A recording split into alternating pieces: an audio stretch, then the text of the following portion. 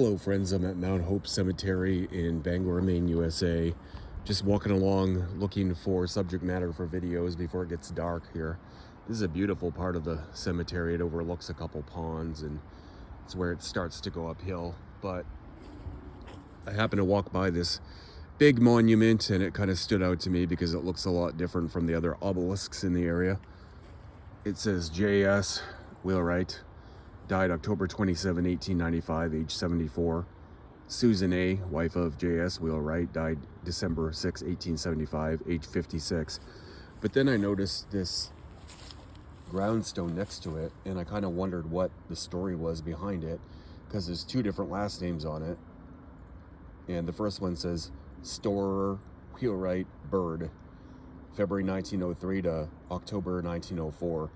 Both of these people have a find a grave entry, and for Storer Wheelwright Bird, he was just an infant, and he was apparently the grandson of the person underneath him, Caroline Wheelwright Rossouw, November 1851 to November 1909.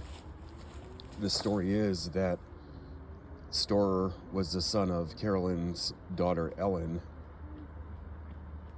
who came up from Connecticut with her husband, who was a druggist, and brought their infant son Storer Bird with them.